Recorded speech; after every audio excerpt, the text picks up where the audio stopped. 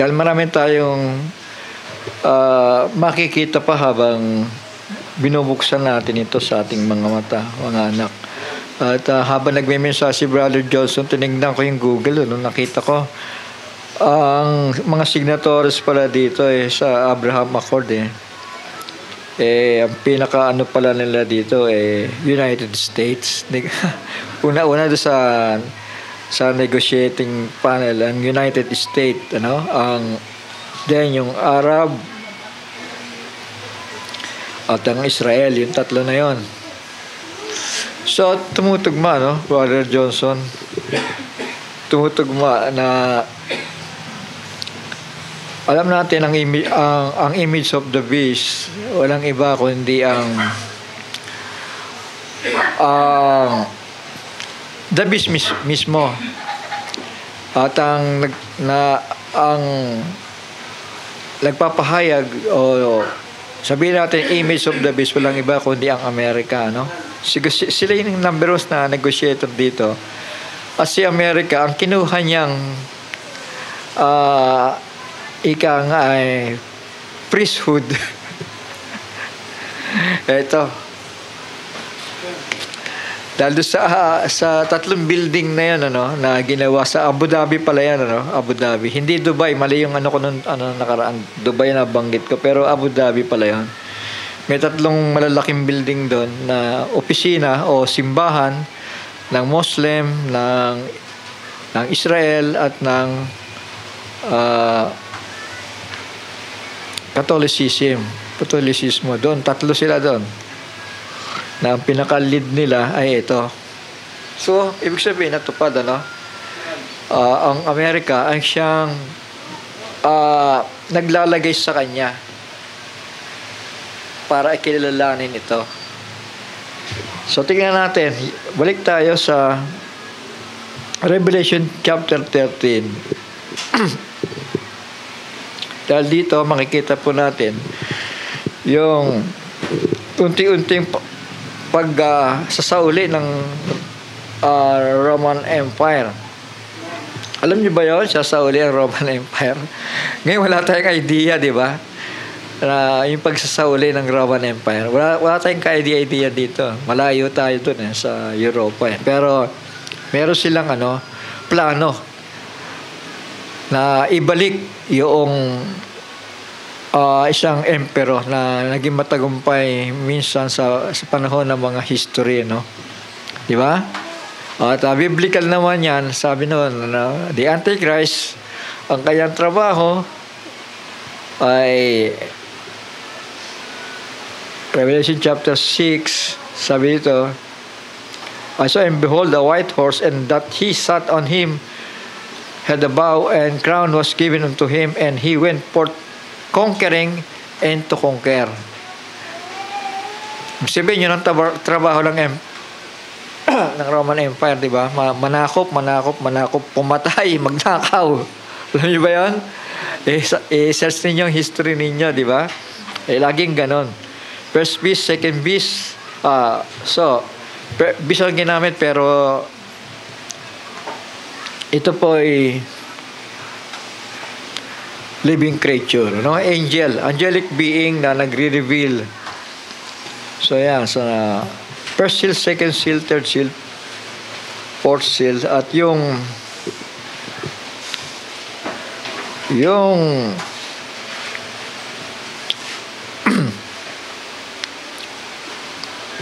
mga selyo na yon ay nagpapakita ng mga tinubos ng Panginoon, kasi binubuksan yung selyo na yan at nahahayag doon kung sino yung kanilang numero unong kaaway. So walang iba kundi ang emperor, kasi yan din ang gustong pumatay kay Kristo sa panahon na yan, di ba? Yung maliit na bata na ipinapapatay ng hari ni Israel, si Herodes, tama? Shall we say amen? Herodes, siya po ay itinalaga ng emperor ng Roma para maghari sa Israel. Alam niyo ba yan? So yan, kaya nung alam niya na may isisilang na bata, pinahanap niya yung bata para ipapatay. So, amen. So doon nahayag ang isang antikristo sa kapanahonan na yan. Nagro-rule ang emperor ng Roma sa buong sanlibutan, mga kapatid, sa panahon na yan. Pero alam natin, gradually nag-fall siya, di ba? Nag-divide, tapos nag-fall. Then may ascension uli. At yan yung ating itatopic ngayon, ano? Ascension of the Roman Empire. Ito. Magagamit siya, no? Yung Abrahamic Accord. Tama? Para mag-rise ang emperor. Tama? Kasi hindi magra-rise yan, maliban na pangunahan nito, Saan magra-rise? Dito. Diba? Nag-rise, then nag-fall. Pagdating sa panahon na to ng Dark Ages, panahon ng Reform, ay nag-fall ang emperor. Nag-divide, tapos nag-fall din. Muling magra-rise, at ito ang signatory sa 7 years covenant sa buong mundo. Magkakaroon ng peace covenant. Ito ang signatory. Tama? Kasama ang Amerika. At kasi mahirap maglagay ng peace dyan, mga kapatid, maliban na ang Amerika ang manguna at Europa kasama ng mga Muslim nations. Tama? Sabi siya, amen? Hindi mangyayari yan, ngayon nga talagang gulo pa rin doon. So nakikita natin ngayon na parang pinipressure ngayon si Israel, di ba? Ang Europe ay pumapabor sa ICC na arestuhin si Netanyahu, tama? Yung ng Israel, yung minister ng Israel. Pero ang Amerika medyo support pa rin ni Israel, tama? Medyo, ibig sabihin, kung titignan natin yung panahon ng dakilang kapighatian, medyo may pumipigil pa. Shall we say amen? Kaya nga ang ni Brother Jackson ay around 2035. Yan ang magti-trigger ang last week of Daniel, ano? Pero sa akin namang pag-compute, kasi sinimulan ko rin ng 70 AD, pumatak ng 2041. So, ilagay na lang natin doon sa pagitan, di ba? Ang mahalaga niyan, sana buhay pa tayo noong panahon na yon para mapasama po tayo sa pag-agaw. Shall we say amen? Kung hindi man, kung may mauuna sa atin, di natin alam ang panahon, sigurado na mapapasama siya sa rapture. Shall we say amen? Kasi meron siya revelasyon Meron kayong revelasyon Kapag tinanggap nyo na yan ay fine linen sa inyo. Shall we say amen? Yan ay bihis ng katuwiran. Ibig sabihin, yung pag-ibig ninyo sa katuwiran, pag-ibig ninyo sa salita ng Diyos, at pinanghawakan yung katotohanan na yan, at pinagsisihan ng mga kasalanan. Sabi nga, magsisi, repent and be baptized in the name of Jesus Christ or Yeshua HaMashiach for the remission of your sins. So doon po tayo mapapatawad na masala. And you shall receive the gift of the Holy Spirit, for the promises is unto you and to your children and to them that are afar off. Kasama po tayo doon na pangako. Agree po tayo? Kasama tayo sa pangako kay Israel. Amen. Kasama po tayo doon. So samantalang si Israel ay bulag ngayon, mapalad po tayo dahil ang diling ng Panginoon ay sa ating mga hintil. Shall we say amen? Sige po, manalangin po tayo sandali at magpasalamat. Ama namin, banal at makapangyarihan sa lahat, muli salamat sa mga narinig namin, mga mensahe na napapanahon, Panginoon. At ito nga ang araw na yon, Panginoon, na nawa sa aming pagre-review, sa aming patuloy na pag-aaral, Panginoon, ay tulungan mo kami na lalong magliwanag ang mga bagay na ito, Panginoon. Ikaw nagsabi na pasanin namin ang aming pasanin namin ang aming cross at mag-aral sa iyo, Panginoon. Kaya tulungan mo kami sapagkat ito'y nagdadala, Panginoon, ng liwanag habang kami nag-aaral upang tumibay ang aming pananaw, ang aming pananampalataya habang kami nag-iintay sa iyong pagbabalik na ipinangako sa amin. Salamat po minsan pa sa araw na ito na kami ligtas at kompleto sa araw nito, Panginoon. Ingatan mo kung meron mga kaming kapatid na hindi napapasama ngayon kung sa mga mahalagang araw na nandun sila. Ikaw po mag-ingat sa bawat isa. Minsan pa sa pangalan ni Yahushua, ang aming Mesaya, ang banal ni Israel. Ito po yung aming samot na langin. Amen. Amen. Yung Revelation 13, review na lang ito pero may nakikita akong talagang mas magaang na maintindihan natin. Kahit baguhan talaga maintindihan ito na malinaw eh. Kasi yun naman ang purpose ng Biblia, di ba? Para ipahayag sa atin ang salita. Pag sinabing ipapahayag sa atin, ibig sabihin maintindihan natin. Tama? Though ito in a form of sabihin natin masyadong allegoric, masyadong symbolic, mga kapatid. Maraming umayaw dito. Maging mga pastor sa mga fundamental churches. Ayaw nilang pakialaman ang Book of Revelation dahil sino magdagdag nito? Dadagdagan ng salot, ano? Shall we say amen? At sino magbawas? Babawasan sa aklat ng buhay. Kasi ang tanong dyan isang kalalagay. Di ba? Shall we say amen? Siyang kalalagay ngayon kung hindi mo ipapangaral ang Book of Revelation. Pag hindi mo ipinangaral yan at hindi mo inalam, hindi ka nag-inquire sa Panginoon, lalabas mo foolish virgin. Tama?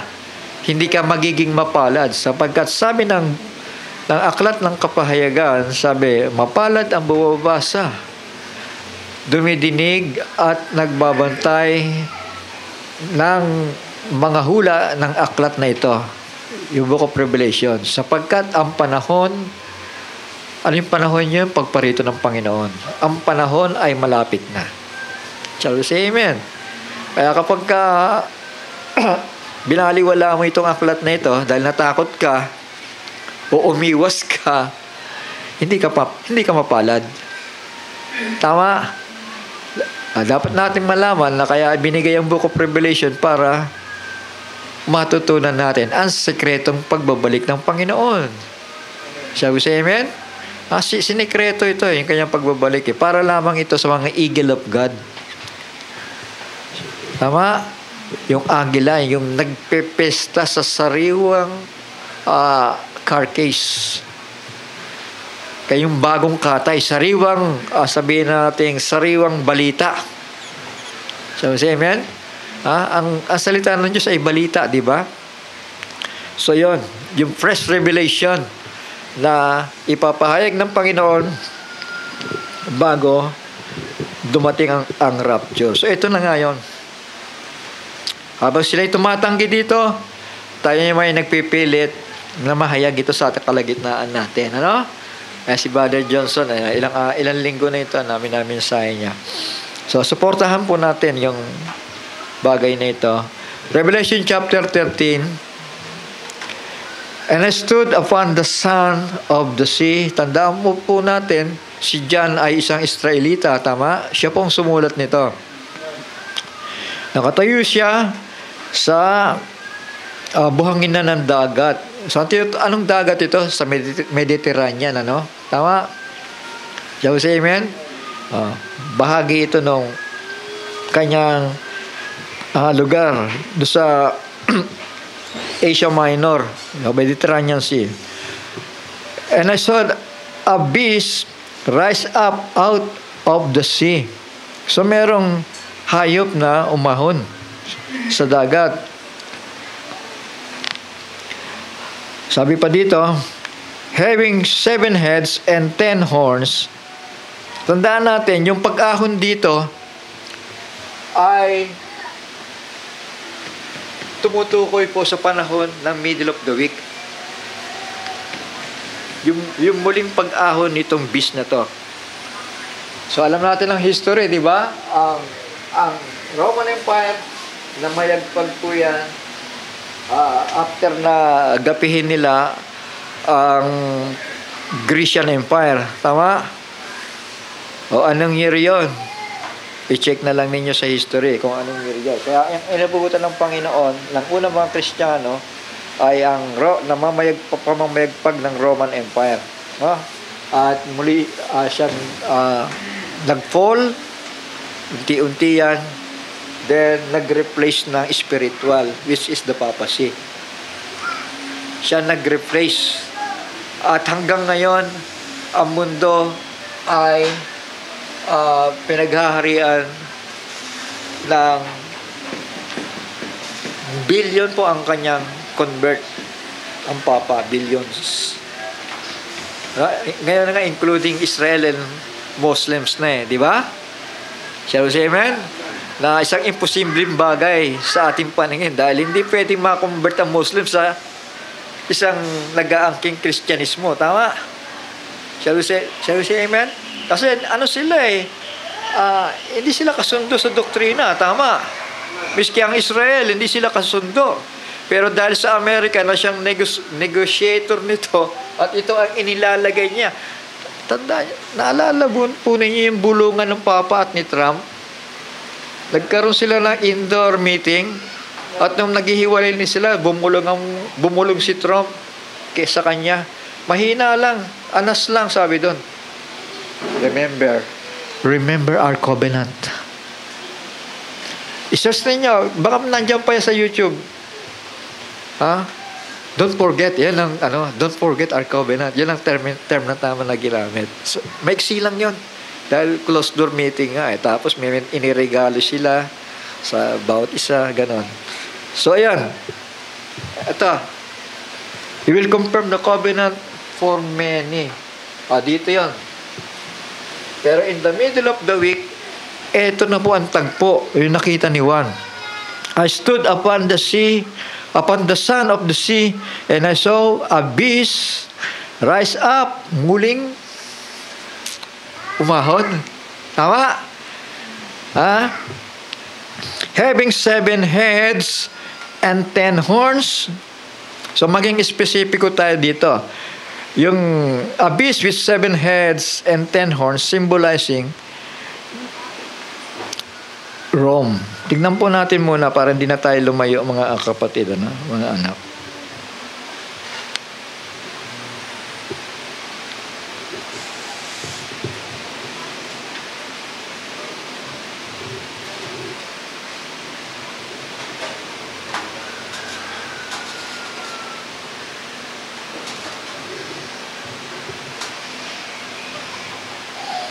Seven heads.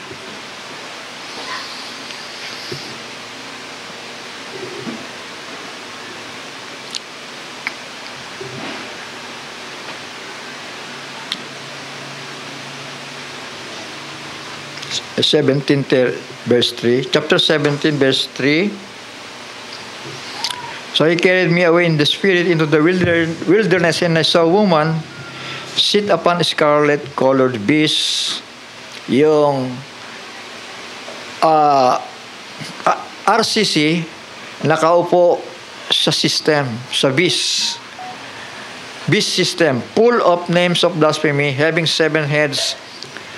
Ayan, binanggit naman yung 7 heads and 10 horns about the beast yan, So dito, sa verse 7, the angel said unto me, wherefore didst thou marvel? I will tell thee the mystery of the woman and of the beast that carrieth her. So yung beast na bumubuhat o yung nagpapasan do sa woman, which is RCC. Sabi dito, which had 7 heads and 10 horns. So verse 9, talon natin muna. And here is the mind which hath wisdom. Kailangan daw ang talino. The 7 heads of na tinutukoy dito na nagsisimbolo sa beast are the 7 mountain on which the woman sitteth. Yung 7 heads are the 7 mountains of Rome. Ano? So alam natin, yung seven mountains na yan, yan yung opisina ng bawat emperor na naghahari sa emperor ng Roman. Tapos, amen? Yun lang kanyang opisina, yung 7 mountains na yun, doon siya umiikot, 7 mountains of Rome. At sa panahon na yan, mga kapatid, ang Vatican ay hindi pa gaanong nare-recognize dahil na-recognize na lang ito sa panahon ng Papal State, then nahihiwalay siya bilang nagsasariling bansa sa panahon ni Mussolini na. Ano? Hiniwalay ang Papa, ang Vatican, at bilang isa ng hiwalay na bansa. So, naging malaya ang Vatican sa panahon na yan. At makikita natin siya dito, no? Spiritual siya. Hindi po siya head as literal, kundi as an spiritual head. The wounded head, yung opisina na yan ng papacy. So, tuloy natin. So, una, sa pagtingin ni John na ganyan, may beast na nakita siya, at yung beast na yan ay nire-representahan ng 7 heads at 10 horns. Yan, dito yun. Dito na po yun. 10 bansa at meron pang mga mountains doon. Kasi the 7 heads are the 7 mountains, sabi doon, di ba? Na nire-representa na ito ay Rome. Having 7 heads and 10 horns, and upon his horns 10 crowns, meaning 10 kings, and upon his heads the name of blasphemy, pamumusong. O yung ibig sabihin, pagsasalita ng kasinungalingan, at pagsasalita ng laban sa kataas-taasan. Yun ang ibig sabihin ng pamumusong. So verse 2, and the beast which I saw was like unto a leopard. Ano ba ang sinisimbolo ng leopard? Naalala ninyo? Leopard is the Grecian Empire. Di ba? So gano'n ang kanyang itsura. Puro mananakop ito. Like unto leopard. Para siyang, sabihin natin, para siyang Grecian Empire. Gano'n ang kanyang kalagayan. And his feet were as a feet of a bear. Sino yung bear?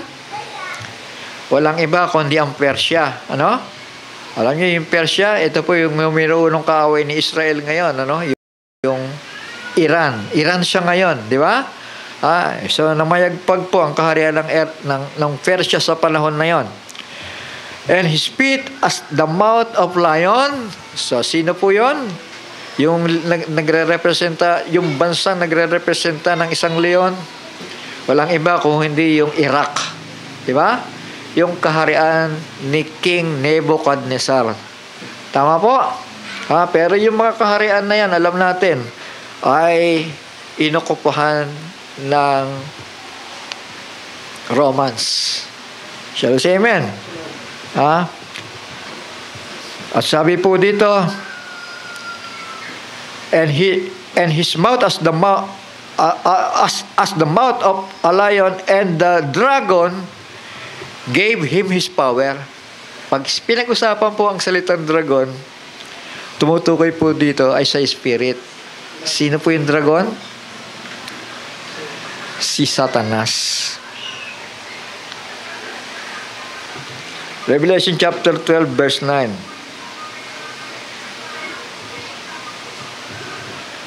Sino po yung dragon? And the great dragon was cast out, that old serpent. So tinawag siyang dragon, tinawag siyang old serpent, called the devil, tinawag din siyang devil, and Satan. So yung 4 na terminolohiya na yon, ano? Dragon o great dragon, old serpent, the devil, and Satan, which deceived the whole world, he was cast out into the earth, and his angels were cast out with him. Mga kapatid, kapag ang mga dyablo sa kaitaasan ay bumaba sa ibabaw ng lupa, ang ibig sabihin niyan, diyan magsisimula ang dakilang kapighatian sa lupa. Shall we say amen? Ha? Great persecution. Dito na po yun. Dito siya aahon. Anak. Nakasama si Abaddon. Shall we say amen? Susunduin niya si Abaddon sa ilalim So, ituloy natin.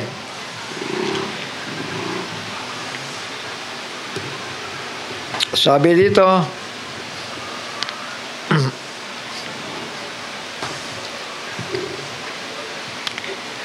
and the dragon gave him his power and his seat and great authority. Doon po sa sa beast na tinatawag, The dragon gave him his power and his seat and great authority. And I saw one of his heads, mga kapatid, ito na yung spiritual head. Walang iba kundi ang Vatican na pinaghaharian o piniluluklukan ng Papa sa Roma. Shall we say amen? Yung one of his heads as it were wounded to death, nasugatan ito Tama? Saan siya nasugatan? Unang-una, spiritually, sa panahon ng Reformation period. Tama ba? Shall we say amen? Lang siya na-expose sa mga mananampalataya sa Europa, at yan ang dahilan na nagkaroon ng division sa Europa, at ang mga Amerikano ngayon, yung siyang lumikas po doon, ay naging isang bansa. Shall we say amen? Kaya nga, hindi ito panahon ng Reformation, mga kapatid. Kundi, uulitin lang yung nangyari sa Reformation.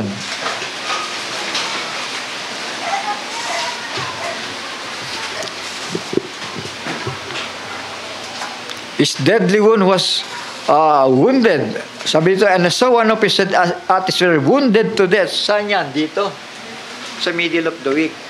Bakit sinugatan siya muli? Dahil alam natin may dalawang propeta dyan, with the spirit and power of Moses and Elijah, para i-expose muli ang pagrurul nito. Diba? Shall we say amen? Alam niyo yung kasulatan? Sabi doon, he shall confirm a covenant with many for 1 week. Ayan. He shall confirm the covenant with many nations for 1 week. Ibig sabihin 7 years. And in the middle of the week, he shall cause the sacrifice. Sacrifice yan. Mga sakripisyo ni Israel sa templo. Kasi muling matatayo ang templo. Ibig sabihin na kapag lubog-lubog ito, ibig sabihin ang templo nakatirik na sa Israel. He shall cause the sacrifice and oblation to cease. Pahihintuin niya. Dahil mainis siya, mga anak, sa dalawang propeta na yan. Dahil ini-expose siya, Ayan, magagalit siya kay Israel na yon. Ito na ngayon ang kadahilanan para ang Amerika, ang Europa ay girahin naman si Israel. Dahil sa dalawang propeta na yan. Agree ba tayo? For the overspreading of abominations, he shall make it desolate even until the consummation, and that the termine shall be part upon the desolate. So ito yun. Parurusahan to ng Panginoon, mga anak. One of his heads, walang iba ang office ng papacy, Vatican. And his deadly wound was healed, and all the world wondered after the beast. So bakit siya muling, sabi dito muli siyang gumaling di ba? Amen? Dahil po sa pag-ahon ni Abaddon. Dahil ipapasa kay Abaddon yung authority. Shall we say amen? Sa mga nakapakinig na nito mensahe ito, kung naintindihan ninyo ito, sumagot kayo ng amen, ano? Kaya kung di pa na alam niyo pa ulit-ulit ko minamensahe ito, no? Ang purpose lang nito, ma-refresh tayo, ano? Ma-refresh tayo. At kasi miski ako, no? Kapag itong bagay nito, pag matagal kong hindi nirikisa, mga anak, napapaisip ako ng biglaan Pero habang binabasa ko siya, ay doon lalong nagliliwanag. So para sa inyo, na mga ngayon pala napakinggan ito, no? O doon sa mga hindi pa gaano naunawaan ito. Kaya hinihinay-hinay kong bagay nito. Napakahalaga na maunawaan natin ang mga bagay nito. So ano nangyari?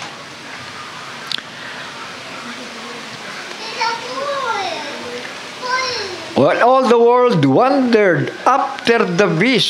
So yung beast, walang iba, ang European beast, yung kanyang kapangyarihan na muli niyang binangon. Muli niyang binangon ito Kabagaman sugatan siya, di ba? Sa verse 3. One of his head, as it were wounded to death. Hindi naman siya natuluyan namatay, tama? Hindi naman tuluyan nagbanis siya.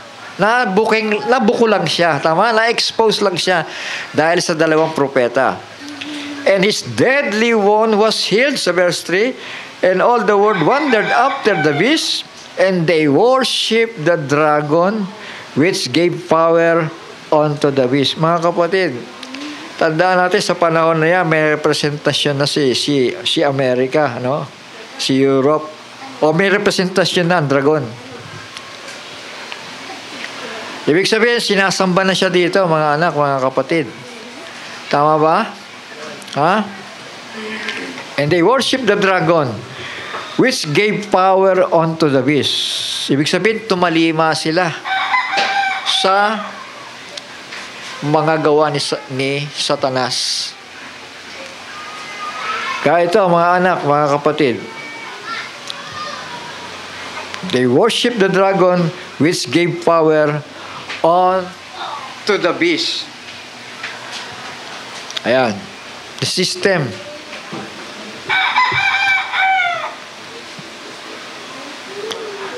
Beast with 7 heads and 10 horns. Ito po yung European nation. Kaaway ng Diyos. At yung America, which is the another beast. Pero ang magiging terminology na ginagamit ng Book of Revelation about the Pope, ay yung pong term na false prophet. Shall we say amen? Yun ay direct na tumutukoy sa kanya bilang bulaang propeta. Kasi meron din siyang mga thus saith the Lord, di ba? Shall we say amen? Kaya lang, meron pong halo yon na pagliligaw sa tao. Shall we say amen? Kaya hindi natin pinapayagan na kahit sino mang mga ngaral na haluan ng libadura ang salita ng Diyos. Yan po ay false Jesus. Hindi totoong ipinangangaral ang salita ni Jesus, kundi iyon po, ginagamit lamang yung kanyang pangalan at pawang libadura yung kanilang ipinapangaral sa tao. So yun po ay magliligaw, ano? They worship the beast, they worship the dragon, saying, "Who is like unto the beast, who is able to make war with him?" So ito na po. Ito na ang bakbakan ngayon. Who is able to make war with him? Isipin mo, Amerika, Europa, at yung kanyang mga kaalyado pang mga bansa. Sino nga ang lalaban? Di ba? Shall we say amen? Wala.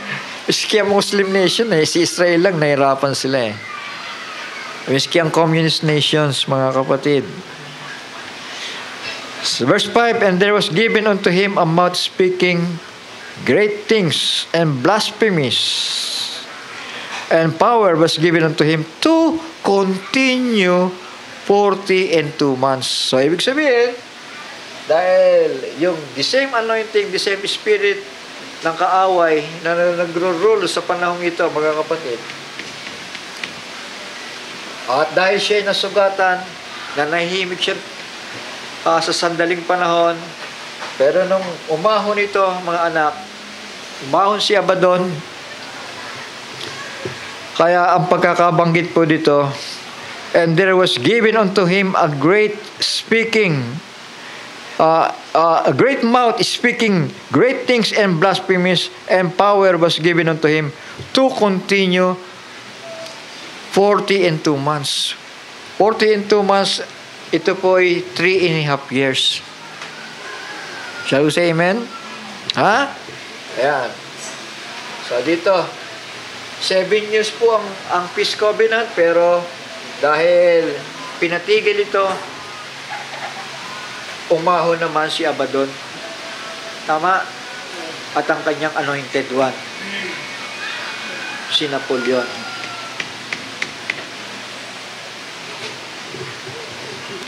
And he opened his mouth in blasphemy against God, to blaspheme his name and his tabernacle, and them that dwell in heaven. Sino to? Yung tabernakulo ng Diyos, kayo po yung tabernakulo ng Diyos. Tama po? Ha? Kaya yung mga false virgins po na maiiwanan sa panahon nito, dito, sa panahon ito, lahat sila'y pahihirapan ng 5 months. Yung maiiwan sa rapture na naniniwala kay Kristo, may 5 months tormention. So isipin natin yan, di ba? Para ipa-deny sa kanila yung Kristong kanilang pinananampalatayanan. Hanggang sa patayin sila after 5 months.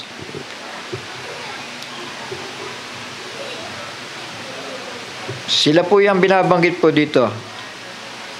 Yung tabernacle at yung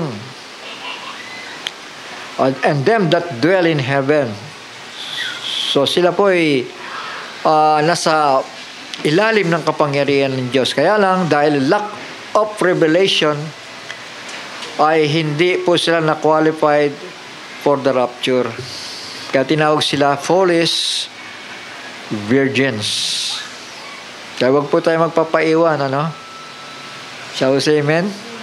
Wag po tayo magpapaiwan. Sikapin po natin dahil nandito na, pinakikita na sa atin ito ng Panginoon, na hindi na natin kailangang babaliwalain pa itong mga bagay nito. Kaya patuloy tayo nagre-review dito. Tama? Patuloy nating tinitignan ito. Brother Johnson, nagtataka ako bakit doon siya tumututok ngayon. So nakikita ko talaga ito naman napakahalaga kasi kaya yung pagkapanalo ni Donald Trump. Di ba? Shall we say amen? At meron silang treaty nito. Ibig sabihin, yung propesya sa Biblia ay malamang na matutupad. Tama? Ha? Hindi kailangan magdalawang isip kasi pinakita lang nga sa atin ito eh. Yung mga ibang simbahan, pag sinasabing dragon ang iniisip nila China eh. Hindi po China yung dragon. Si Satanas yan eh. Ha? Kapag napakaraming dragon sa umping, ano? Ayun, akala nila China na. Pero hindi China yan. Binasa natin kanina, di ba? The old serpent, the dragon, the devil, and Satan. So, siya po yun. And to him, and it was given unto him to make war with the saints. Ayan. May gera ba? Ay, malinaw yan eh. Israel, laban sa, sabihin natin, laban sa malalaking emperor ito, mga kapatid. American, Australian, sabihin na natin, sama na natin. Yan, lalaki niya na. European. Yan ang magiging kaaway ni Israel pagdating ng araw. Kaya pansinin po ninyo ngayon, ang Europe, pumapabor sa ICC na i-arrest si Netanyahu eh. Di ba? Tama ba? Nabasa ba ninyo yung balita? Napakinggan ba ninyo? Pero sumasalungat pa rin si Trump. Tama. Mabuti nila si Trump ang nanalo. Dahil ko yung babae. By Great Tribulation period agad. Sabi siya, amen. Mabuti na lang binibigyan pa tayo ng panahon ng Panginoon. Para kung hindi man tayo handa sa panahon ito, may handa natin sarili natin. Dahil ang hahanapin ng Panginoon ay revelation. Bukod doon sa pagsisisi, so nandun na tayo sa pagsisisi, pinagsisihan natin mga kasalanan natin. Nagpabautismo tayo sa pangalan ng ating Panginoong Jesucristo. Sabi nga, repent and be baptized in the name of Jesus Christ for the remission of sins, and you shall receive the gift of the Holy Spirit. Yung tatak ng buhay na walang hanggan, yun po ang Holy Spirit na ibibigay sa ating mananampalataya. At pagkatapos na, magpapatuloy po tayo umalam ng kapahayagan ng Diyos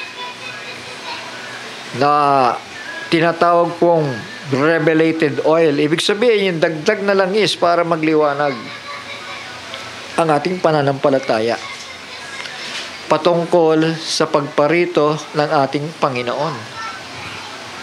Shall we say amen? Kaya itong Book of Revelation, sinikreto ito. At ngayon lang talaga inilalatag ito ng Panginoon para magsilbing ilawan po sa atin na nag-iintay sa kanyang pangalawang pagparito. Hindi po siya bababa sa lupa, doon lang, sa ere. At kukunin po tayo na nabubuhay at yung mga patay ay magsisibangon. Dadalhin po doon for saan? 7 years na pagdiriwang po doon sa piling ng Panginoon. Marriage supper of the Lamb. Shall we say amen? Habang may kaguluhan sa ibabaw ng lupa. Shall we say amen? Kaya mapalad tayo kung masasama tayo sa rapture, mga anak. Pagsikapan natin yan. At dahil kayo mga ligtas na kay Kristo, dahil sa inyong pananampalataya, hanapin ng Panginoon revelated oil. Kaya nga sabi niya sa mga mangmang na dalaga na tumutok-tok, ang sabi ng Panginoon, magbantay nga kayo. Di ba? Yun lang naman di ba? Hindi naman sila sinabing napakasama ninyo, kaya may iwan kayo. Hindi naman ganon. Sabi lang, magbantay nga kayo. Ibig sabihin, magkarga kayo para magsitibay kayo sa pananampalataya. Magkarga kayo ng langis, ng kapahayagan upang maihanda nyo ang sarili nyo sa darating ng pag-agaw. At ito, and it was given unto him to make war with the saints. So ito na po, yung 5 months tormentation, papasok po dito.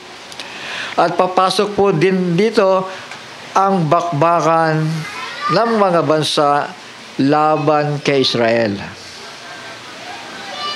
Agree po tayo? Natatandaan ba ninyo? Ha? Amen? And to overcome them, mapapatay sila. Sino yun? Yung mga Polish virgins. At sino pa? Yung 2/3 of Israel, patay yun. Sabi ni Sicarius, 2/3 sa kanila ang namatay, while yung 1/3 itinago ng Panginoon sa ilalim ng lupa. Shall we say amen? Make war with the saints and to overcome them, and power was given him over all kindreds, tongues, and nations. So yun, yung kapamahalaan ng Abaddon na yun, mga anak. And all that dwell upon the earth shall worship him, whose names are not written in the book of life of the Lamb, slain from the foundation of the world. Ayun, sasamba sa kanya ang sangkatauhan. Tama. Shall we say amen? Sasamba doon sa haring lilitaw. Dito yan. Kapalit kasi ng buhay nila eh.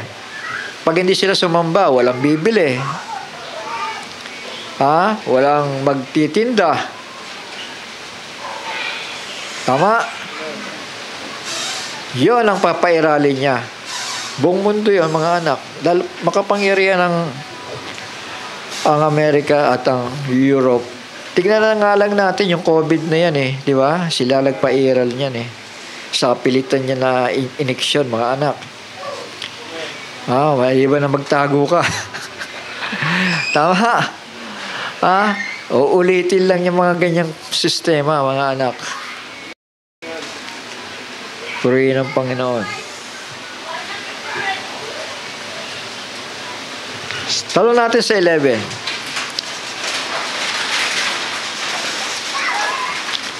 Tuloy ko lang sa verse 10, ano? He that leadeth into captivity shall go into captivity. He that killeth with a sword must be killed with a sword. So, ito na yun. Talagang patayan na dito sa panahon na yan, mga anak. Here is patience and peace of the saints. Ayan, yung mga maninindigan po doon, mga kapatid. Pero wala na tayo sa panahon na yan. Tandaan natin, ano? Dito tayo kukunin ng Panginoon. Yan yung tinatawag na rapture of the bride. Hindi natin dadanasin yung papahirap po dito sa middle of the week of Daniel. Wala na tayo dyan. Ito yung Amerika. And I beheld another beast coming. Kanina may first beast, di ba? Ito naman ay another beast. Coming up out of the earth, and he had 2 horns like a lamb. So alam natin, ang Amerika ay parang maamong tupa. Yung panahon na yan ng reform. Pero sa panahon ito, sila po'y kaaway na ng Panginoon.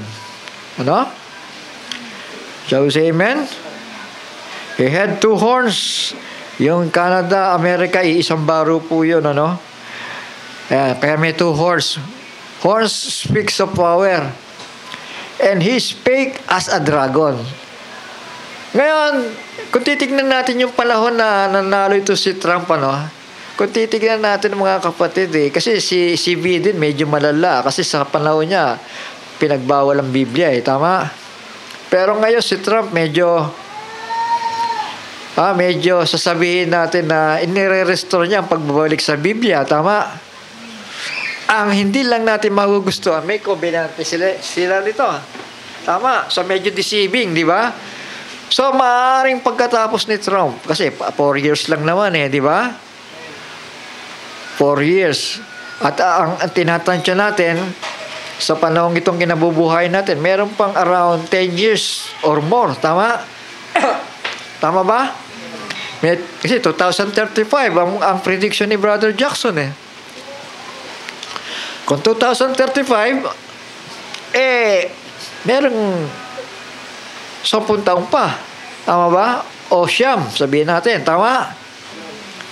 So, ibig sabihin, may pagbabago pa. Maaring si Trump ay bumaba o may papalit sa kanya. Tama? O kung babae man yan o lalaki, hindi na natin alam yon. Pero ang alam natin, yung advance na pinapakita ng Panginoon, ang Amerika, kaaway po ito ng Diyos. Maging ang Europa. I beheld another beast coming out of the earth and had 2 horns like a lamb, and he spake as a dragon. Ayon, ibig sabihin, kung magsasalita siya, ay iba na. Tama? Shall we say amen? Hindi siya nagsasalita na tulad sa isang kordero. Tama? Kundi nagsasalita na siya na tulad sa isang dragon, na katulad ni Satanas. Shall we say amen? Yun ang sinasabi nating pagbabago ng Amerika. He spake as a dragon. Tama. At malala na dito. Dito. In the middle of the week, malala na. Dahil nagsasalita na siya na katulad sa isang dragon. And he exercised all the power of the first beast before him. Ayan. Kung ano yung pinapairal na ni Abaddon, ni Apollyon, ganun din ang papairali ng Amerika. Kung ano yung pinapairal ng Europe. And he caused the earth and them which dwell therein to worship the first beast whose deadly one was healed. Ayun. Rome nga yun. Tama. Shall we say amen? Yung nasugatan. Sabi ng Amerika, oy, sumamba kayo. Sumamba kayo sa hayop. Sumamba kayo sa hayop. Shall we say amen? Tama. Ang Amerika ngayon ang magtutulok. Ay, yung ineksyon na yan. Yung Amerika yung may kagagawa niya, di ba? Ito naman, walang bibili, walang magtitinda, maliban na sumamba kayo doon sa first beast. Tama. Tinutulak ang mundo. Tinutulak sila ng Amerika. Ayo, kilalanin niyo yun. Sambahin ninyo. Yun dating, yung espiritu, na naghahari sa panahon ng Roman Empire. Sambahin niyo yun. Ayun. Tatupad, mga kapatid, ang kagustuhan, ang mga pangarap ng mga Romano na ma-restore back ang Roman Empire. I-search ninyo ang inyong internet, mga kapatid. Maraming nagnanasa na i-restore back ang kaharian ng Roma. Dahil nakita nila masyadong powerful eh. Walang makapalag, walang makapagreklamo, walang sabihin natin, makapagrebelde. Takot ang mga tao. Tama. At yun ang hinahanap-hanap nilang kaharian. Kaya kasi ang gugulo, di ba? Shall we say amen? Ang gugulo, rebelde dito, rebelde doon. Pero sa panahon na yan ang gusto nila, na maghari ang isang emperor. Abay, napakadelikado nun. Dahil sasambahin na nun wala lang ang Diyos na pairalin dun Hindi nakikilalanin ang relihiyon sa panahon na yon. Dahil sinasamba ng mga tao doon yung dragon na. Di ba? Ano yung binasa natin? They worship the dragon. Malinaw? Sino yun? Yung spirit behind. Tama? Shall we say amen? And he do it great wonders so that he make it fire come down from heaven on the earth in the sight of man. Ayan yung mga bomba, mga anak. Alam nyo, Amerika, nagbabawal na gumawa sila ng bomba. Pero siyang pasimunon na gumagawa ng bomba. Tama? Tama ba yun? Okay, kaya mga Iranian dyan, bawal sa inyong gumawa ng bomba. Kami lang. Tama ba? May batas na ginawa sila dyan Sila lang authorized talaga.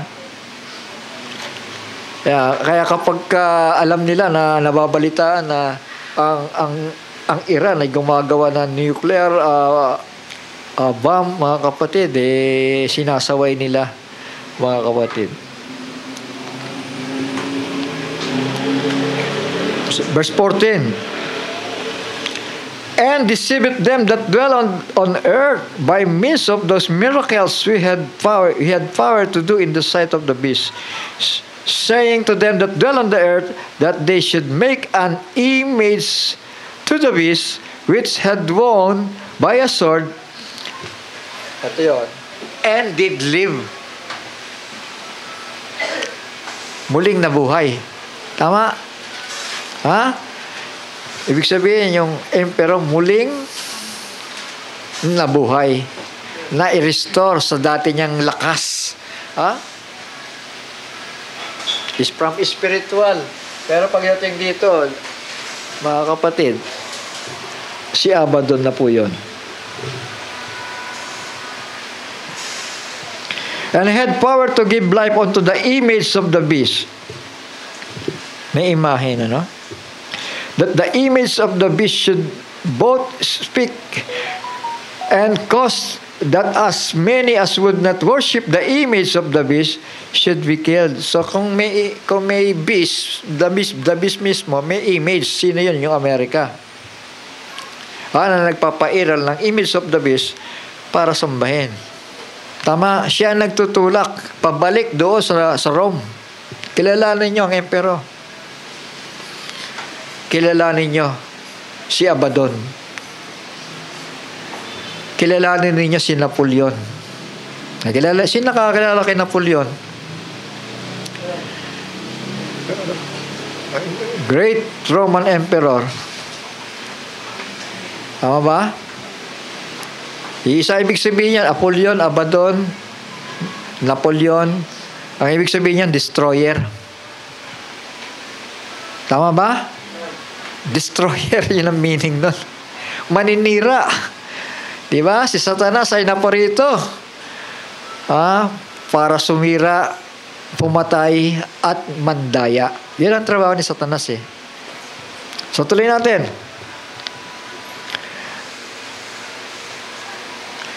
Sabi po dito and cause that as many as would not worship the image of the beast should be killed. So meron pa rin mga papatayin dito, no? Na hindi sumasamba. Tama? O kasama na dito yung foolish virgins. Tama? Maging mga Hudyo. Shall we say amen? And he caused all, both small and great, rich and poor, free and bond, to receive a mark in their right hand or in their foreheads. So, yan na. Kung ano ang pagmamarka nila, mga anak, mga kapatid, membership yon para makabili ka. Ito, that no man might buy or sell save he that had the mark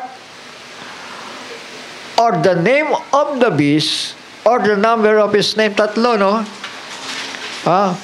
And that no man might buy or sell save he that had the mark. Kailangan may marka ka. Di ba? Para makabili ka. Sa Europa, hinahanapan ng meron pang chips dyan. Isa lang mo na yung chips doon para malaman natin kung may pera ka pa sa bangko. O kung wala kang impormasyon, umuwi ka na, iwan mo na yung mga pinamili mo. Ganun ang mangyayari. Shall we say amen? Kasi nangyayari na nga ngayon, di ba? O walang impormasyon sa'yo, wala ka palang bangko, bakit nag-shopping ka? Hindi na namin tatanggapin yung pera mo kasi ano na tayo ngayon eh. Digital na eh. O, so ganun ang mangyayari. Tama?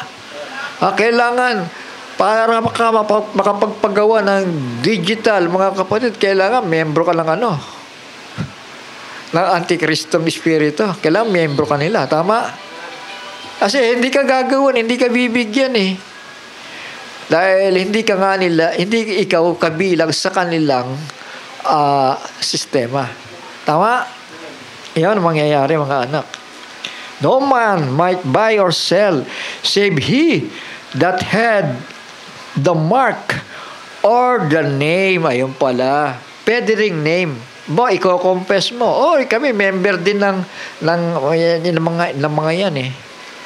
Ng mga satanistang espiritu. Pagbilan nyo na kami, maawa na kayo. So, ganun, di ba?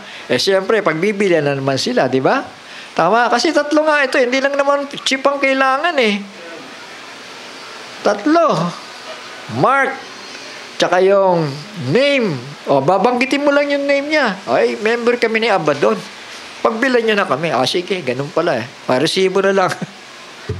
Di ba? Tama ba? Ibig sabihin, may paraan pa rin para doon sa mga hindi high-tech na mga bansa. Tama? Hindi naman pwede mamamalengke ka eh. Asan ba rito yung chip reader para mapabasa ko yung aking dito? Wala namang ganun sa palengke ngayon, di ba? Tapos meron niya sa Europa. Pinapairal niya sa Amerika. Tama? Pero sa atin, wala pa yun. Pero isa dito yung option. Kung may pangalan ka ng bis, kinocompess mo siya bilang member kanila, pagbibilhan ka. Tama? Or the number of his name. may number of his name. Tama? Ano ba yung number niya? Ito, here is wisdom. Kailangan natin ng wisdom. Let him that hath understanding count the number of the beast, for it is the number of a man. Tao pala to na sinasamba. Tama? Anointed by the devil. Anointed by the dragon. Anointed by Satan. Malinaw? It's the number of a man, and his number is 600 666 or 666. Alam niyo yung si Nero, yung pangalan pala ni Nero, pag kinumpute ng mga Israelita, yung pangalan ni Nero, kaya pala ang daming pinapatay ng mga Israel niyan. Kapag kinumpute, yung kanyang pangalan, lalabas ay, sa numero ay 666. Ang daming pinapatay niyan, mga early Christians, mga Hudyo sila, di ba? Si Paul, patay kay Nero. Si Pedro, patay kay Nero yun. At yung iba pang mga alagad, mga kapatid, dahil sila'y under the empire, under the Roman Empire. Tama? Naintindihan natin? So, kung ang spirit ng old Roman Empire ay spirit of the dragon, spirit of the beast, spirit of the Antichrist. Ngayon, ano sa palagay ninyo sa pagdating ng Great Tribulation period? Kaninong spirit yan? Tanong lang naman ito. Para ma-aware kayo, di ba? Ibig sabihin, the same spirit sa panahon ni Kristo na gusto pumatay sa Kanya, Revelation 12, mababasa nyo yan Yung the same spirit na yun, aahon dito. Yun ang nakita ni Juan ngayon. Di ba? I saw a beast. Sabi niya dito. I saw a beast rise up out of the sea, having 7 heads and 10 horns, and upon his horns 10 crowns, and upon his heads the name of blasphemy. Mga kapatid, Roman Empire. Roman Empire. May restorasyon ng Roman Empire. Ito, sinasabi ko sa inyo ito ng diretsyo, pero saan ba ako kumuha ng idea dito? Tama. Siguro para sa ibang tao, sa mga historian na nakakaalam, maaaring hindi sila mag-agree, di ba? Pero yung tanong ko sa kanila, tanong ko sa inyo, sino ba ang kaaway ng Diyos? Walang iba kundi ang Roman Empire. Na pinapahiran ng dragon. Maaaring sabihin natin, hindi literal na gayon ding pangalan, pero tignan ninyo yung yung YouTube nyo, mga kapatid. Maraming in-interview dyan about the Roman Empire. Gusto nila ma-restore talaga. Gusto nila ma-restore. Para sabi nila, para magkaroon na ng kapayapaan. Hindi natupad sa kanya Tama. Sabi siya, amen? Hindi natupad sa kanya yung 7 years peace, 7 years treaty, peace treaty, hindi natupad sa kanya. Naghahanap pa rin sila ng kapayapaan. Kaya lang, mga kapatid, para lang sa kanilang miyembro yun. Tama? Shall we say amen? Dahil hindi pwedeng mag-away ang kaharian laban sa isang kaharian eh. Yun ang sabi ni Kristo, tama? So yung o-oppose sa sistemang ito, yun ang mauunang mamatay. Kaya nga mayroon pong 5 months tormention. Ulitin ko lang mga anak, mga kapatid. At yung mga darat na ng mensaheng ito, 5 months tormention po. Napakadelikado kung maiwan po tayo sa rapture. Revelation chapter 9. At dito po, yung ascension of the empire na nakita po ni Juan. Malinaw po yan, mga anak, mga kapatid. So dahil ko lang po yung ating oras, mga anak, ay hindi na ako magsasalita pa ng marami dahil ulit na lang ito, di ba? Review na lamang ito. Pero may napansin ako na may nadadagdag din naman at lalo nagpapaliwanag. Idagdag po ninyo sa pag-aaral ninyo yung chapter 17 dahil susuportahan po ito. Hindi ko na lamang pupuntahan yon, kayo na lamang, mga anak. So I believe na ito po ay makakatulong at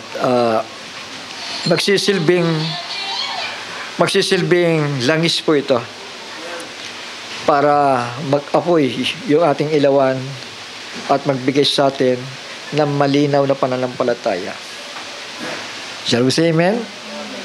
Ayun ang hahanapin rapturing faith.